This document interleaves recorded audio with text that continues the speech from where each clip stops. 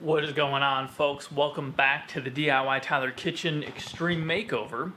I don't really want to call any generation out, but I really do wonder what was in the water. Let's say it was the water. For those that liked this speckled popcorn ceiling back in probably the late 70s, early 80s. So we need to scrape this popcorn off, bring this kitchen from the 1980s to 2025. This is what you need to do.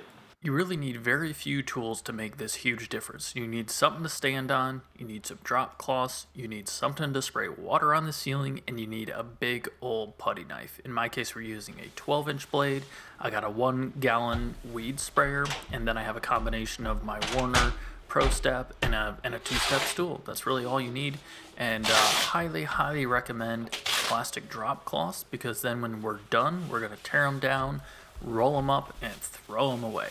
You want to get the tape as close as you can to the ceiling so that you're protecting all the walls, but really all this goo that gets scraped off the ceiling wipes off very easily with a damp towel. Whilst we got the plastic drop cloths on the walls, we are going to cover the brand new ash cabinets that we made with some canvas drop cloths, just so that we have that little bit of extra protection, because this gets messy. You need some water, nothing special. Regular old tap water will do just fine. So you want to go ahead and apply a liberal amount of water, and then you need to let it sit for probably 2 to 3 minutes. When it's ready to come off, you'll know. It just slides right off, no dust. So here you can see it's too dry, and there is perfect texture right there. At this point, there is really not much to it. You need to figure out your timing. That takes a few tries to make sure you leave the water on there enough amount of time. And then you really want to make sure you do not tear the paper with your drywall blade. So you want to make sure you got that angle right, and this will just take a little bit of practice. But if you can get some help and the two of you get into routine of spraying ahead, scraping things off, it really won't take you much time to completely transform a scene. You can see in the following clips that Ethan and I are kind of flipping back and forth between the room, where he will spray down and let soak a section of the ceiling while I'll be scraping in a different spot. So here I am scraping over the refrigerator.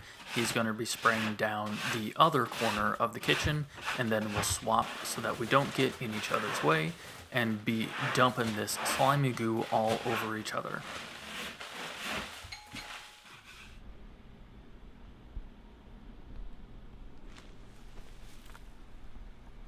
That is the aftermath. Stuff absolutely everywhere, but looking pretty good.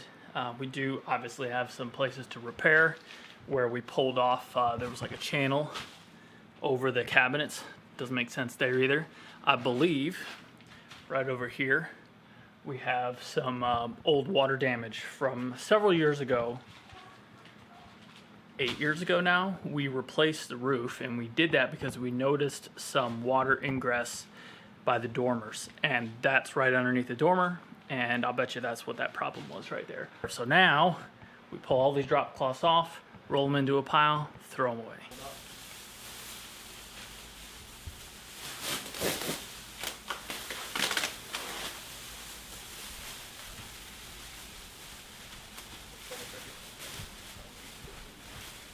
I think we got 3 or 4 of these drop cloths for like $10, and this is definitely the way I would recommend doing this. Having done this on a couple of different rooms now, you don't want to try to wash these drop cloths off and use them over again. This stuff is, it's basically like joint compound that has gotten absolutely everywhere.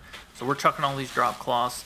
You're going to have to scrape off your boots, you're going to have to scrape off your ladder, and then it will wash off with a hose once you get outside, if you get the majority of the... I'm just going straight putty knife to Carolina boot to make sure I can clean this off. Here you can really see the tread is completely caked full with this garbage. The water and putty knife is going to get most everything off of the ceiling. Here you can see I'm using a damp towel to clean off the remaining debris that was over the tape, and if you happen to have any little scrapes or grooves or buildup on the ceiling, you can actually use this damp towel to scrape this off. The little bit of dampness really cleans it off very, very well. And here you can see some previous damage that was on the ceiling. And this is where you're going to need to get some DAP putty or some drywall compound to be able to fill those in.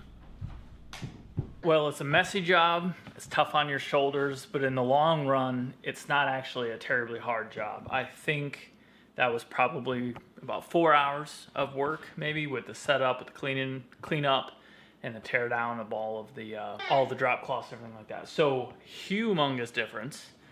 Now, this is not done. This is not something that you can just walk away from. You definitely need to do a little bit more cleanup on the ceiling. You probably need to do some repairs, and then you certainly need to do some primer and ceiling paint on there as well. We clearly have some drywall work to do, which is not part of this video, and we're not going to do a drywall video for the Extreme Kitchen Makeover series. We're just going to get that done. But a little bit of cleanup, a little bit of ceiling paint, and this thing is going to look awesome once we have all that drywall in. So, a couple of tools. You can change generational differences in your house by getting rid of that popcorn ceiling. Super easy. If we can do it, you can too. I'm DIY Tyler. You guys have a good one.